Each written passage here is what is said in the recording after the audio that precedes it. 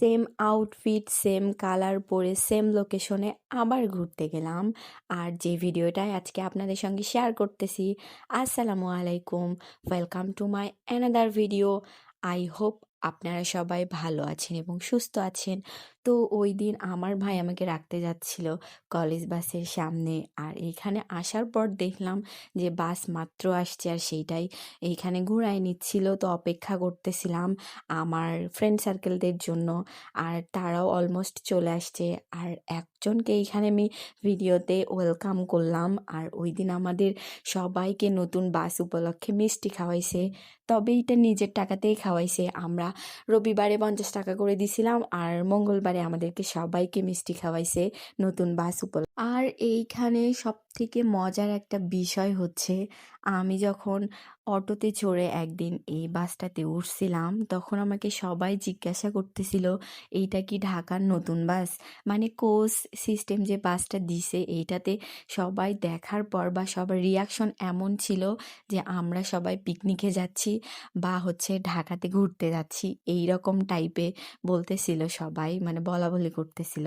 তারপর আর কি ক্যাম্পাসে চলে আসছি, একটা এক্সামও কমপ্লিট করছি। তারপর এইখানে দাঁড়ায় দাঁড়ায় আমরা মাখা খাচ্ছিলাম, আর আমাদের আরও ফ্রেন্ড সার্কেলদের জন্য ওয়েট করতেছিলাম যাদের এখনও ক্লাস শেষ হয়নি।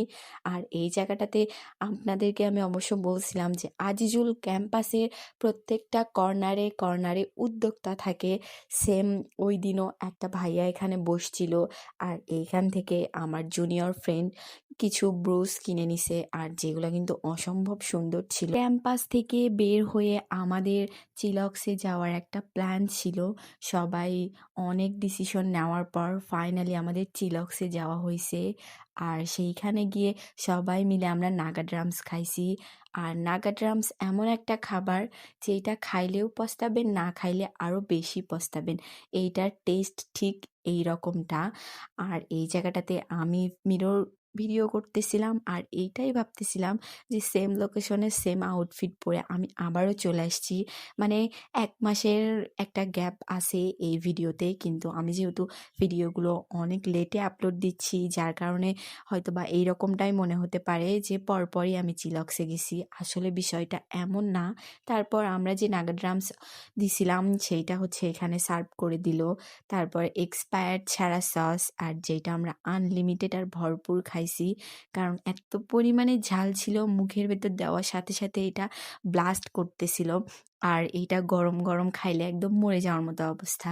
প্রত্যেকটা রিয়াকশন আমি আপনাদের সঙ্গে শেয়ার করছি, আপনারা আমার ভিডিওগুলো দেখলেই বুঝতে পারবেন, বাকিটা ইতিহাস।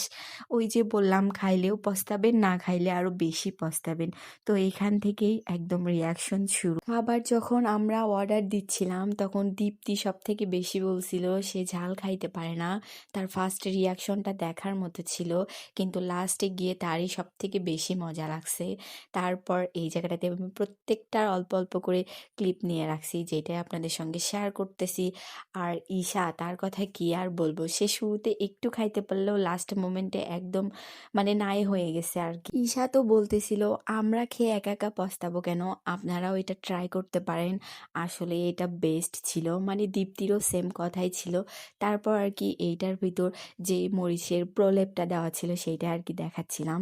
সব থেকে বেশি প্রলেপ দেওয়া ছিল হচ্ছে আনিকারটা, আর যেটা ছিল সব থেকে বেশি ঝাল। আর এইটা কিন্তু খাইতে অসম্ভব মজা ছিল। তো আজকে আমার এই ভিডিওটা যদি আপনারা ইউটিউব চ্যানেল থেকে দেখে থাকেন, অবশ্যই চ্যানেলটা সাবস্ক্রাইব করে দিবেন। আর পেজ থেকে দেখে থাকলে অবশ্যই পেজটা ফলো দিয়ে রাখবেন। দেখা হবে নেক্সট ব্লগে। টিল দেন, আল্লাহ হাফেজ। Thanks for watching this video. By.